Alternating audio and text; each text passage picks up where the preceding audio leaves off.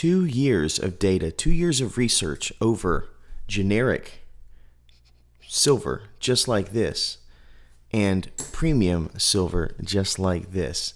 Many of us have ideas about which one is best, but I did the math. I have data, 2 years of data that goes over premiums, that goes over the growth, all of these types of things that I'm going to go over with you so that you have firm numbers, you have firm facts, and not just ideas based on the two different types of silver right here, premium and generic.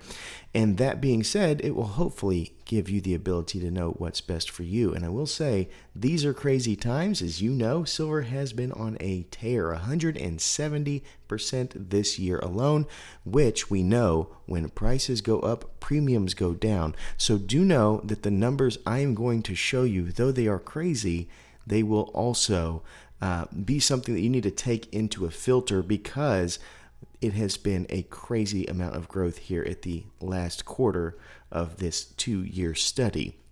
That being said, let's go ahead and take a look into everything.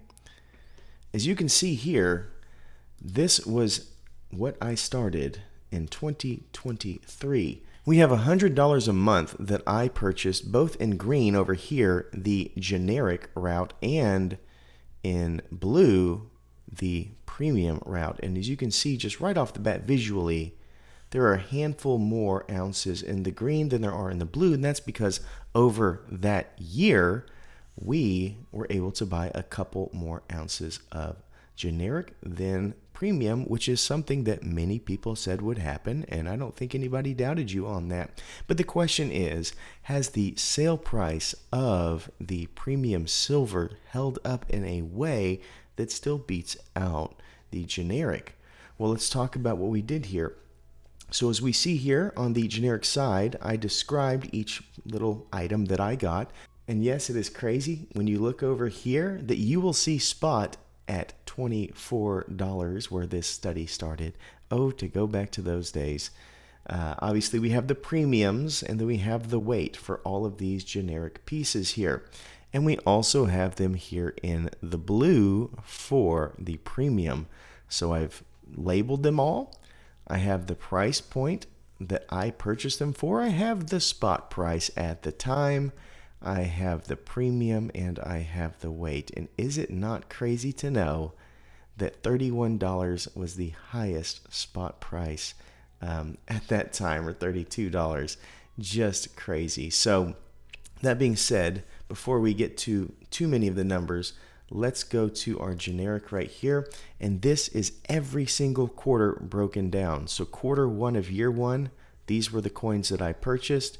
Here you have the difference, all of that type of thing. Quarter two, I was able to purchase these. Quarter three, I was able to purchase the third set. And quarter four, we have here. We have the movement of each. And as you see in the generic, this is where premium really took over. We were negative 26 there in Q1 because price kept moving up and down. And what I did was tabulate what spot was at the end of the quarter and then just have each generic ounce be that, knowing that if I were to sell these, odds are I would go to a place and sell them $1 or $2 under spot, but I still kept it at spot to give the benefit of the doubt to the generic side. But that put us at negative 26, which is a really, really different story from the premium side. Quarter two, however, spot rose a little bit, as you can see, and that brought us to a positive. We went from negative 26 movement to positive $19 movement, which changed the value to $608. Then we have quarter three. We have $80 moving in the positive as spot goes up, and we kept stacking for almost $1,000 there. And it just kept rolling, folks, as you can see, which I need to, let me go ahead and do this right quick, just so it is visually as appealing as you would like. And this is our red column. As you can see, as each quarter changed, we had a different spot price. And with that different spot price, we saw the differences in the amount go up dramatically. And right here at the end, most of our ounces were $25 plus, some of them over in the $30 gained, which is just nuts. And we locked in our spot price at $74, which probably needs to change. I'm filming this on December 28th, and it just went up to 80, and it was 2 days ago at 74 when I locked these numbers in. So these numbers are still fluctuating as they should, but that is kind of where we locked it in at. But take a look here. This is the cool part.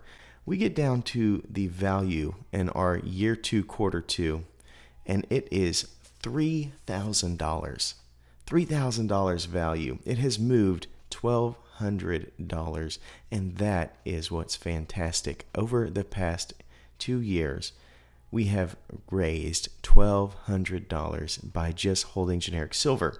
Now, what is the story of our government issued premium bullion? Well, Q1, with the same metrics, we locked in where spot was, all that kind of stuff. But I go through and I try to figure out what things are selling for. So if I, for example, look for this Barbados monkey, I bought it for $30.68. Spot was $24. Quarter 1, it was selling for $38 here, which is a gain of $7.32. And we did that for all of these for Q1, which is why our Q1 was such a big swing from generic to premium. Premium was in the positive, generic was not. And I did not expect that on the outset of things. I expected year 3 to have the premium stuff be on top. But here we are at quarter 1 and it was on top. Then we go to quarter 2. Our value was $735 and the movement was $78 in the positive, and this is where premium started to lose its luster because spot price started to rise and then things changed dramatically. Quarter 3, we were here, 146 and 1,075, and we kept it going all the way to the end. So that same Barbados monkey that we bought for $30.68, if you look down the line right here, $101. Can you believe that we found that thing selling for $101? So here, for example, is the 2024 Australian Kookaburra. We bought for $37. And if we go all the way till the moment of a couple of days ago where I was looking at sales, it was selling for $78, which is a difference of $47.23. So I have a bunch of these that I was able to find having been sold in the past month and what they sold for, which is also crazy because as the stuff is rising, it's really hard to get an accurate number on some of these because spot might have been $10 to $15 less in November, and there hasn't been a sale since November.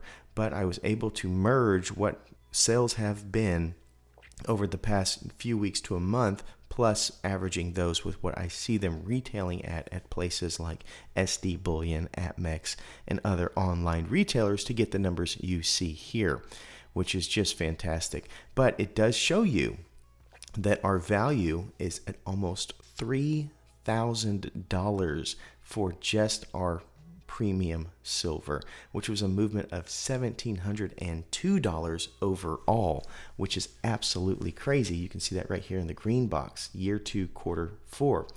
So what does that mean overall?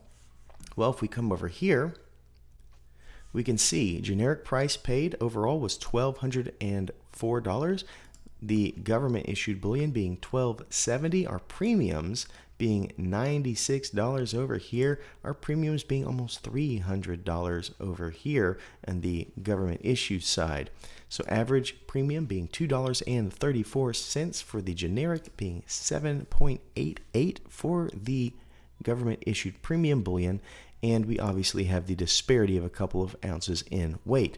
And we have our spot price locked in where we did our tabulations from the beginning of quarter 1 to quarter 4 of our year 2, being $74.11, which, like I said, is already in the past because we touched 80 last night. And then here we are at the final table. I have some charts down here that really help you visualize it, but this is kind of where we're at. our gains and losses. As we see, we had $1,200 in gains on the generic side, and we had $1,700 of gains on the side of the premium bullion, but we do have to account the disparity within our premiums being almost $200. So that being said, where does that put us? Well, it puts us a lot closer than I thought we would be. Our quarter 4 for year 2 in the generic is $2,945 there. And on the government issued premium side, we're sitting at almost $3,000, $2,973. So they're actually quite dang close. And that is something that we can see on these charts. So when we look at the gains and losses, first off, we saw a disparity where the premium was pretty much in charge, and it still technically is a little bit higher on the gains, and that is all taken into account, but we have to think about the amount of premiums we paid over spot to get those coins, and that's where we get this chart here, the total value, whereas you see blue, the premium is slightly ahead of green, but they are so dang close, but the value wasn't always that way. So what it shows me, based on what my metrics are saying, is that when we have times like right now, where all silver is just flying off the table and everybody wants it and the spot price is crazy, that the disparities tend to shrink. But what we also notice is when markets are fairly level, that the premium stuff tends to be sold at a higher rate. So let's say, just to put out a scenario, that silver levels off at $80, and for 6 months it's in the $80 range plus or minus $3. Then we should see, in my mind, based on what I have seen and based on what you have just seen, that the disparities between premium and generic will start to expand again. But if it is a rocket ship, then basically it's all treated the same. So that being said, there are seasons where the premium stuff tends to be favorable, and then there are seasons such as the one we're in where generic weight is the strategy you should have, which probably means that you should have a little bit of both. In my guess, if I'm just saying which ratio I think best, then it's probably going to be around a 80-20, where if I had 80% in generic, then I could easily liquidate if the need be. I could, go sell off a handful of ounces when the situation is needed to be such. But for the most part, that would make sure that I still had the premium stuff, that if I wanted to sell, I had the time on hand where I'm not rushed to do so, as well as I get to enjoy a lot of the beautiful things that this stuff offers. So honestly, they're both fantastic. They both made a ton of money over those 2 years, but it would seem that having a ratio of both would be most favorable. And that's something for you to decide. I can't sit here on this side of my monitor and understand your situation and tell you there's a number you should have. No. We're all unique and our situations are unique. But all I'm doing is providing you information so that you can make the best choices with the information you have. So thank you so much, as always, for watching. I hope that this was extremely helpful for you as we understand the differences between our generic and our premium. And I'll probably make a video, let's say when things start to level again and we start to have a few months where there's not much push and pull in silver, then I can update this and see if our hypothesis of premium silver starting to expand its lead over generic is true or not. But until that time, please remember to stay classy and current with the culture of currency.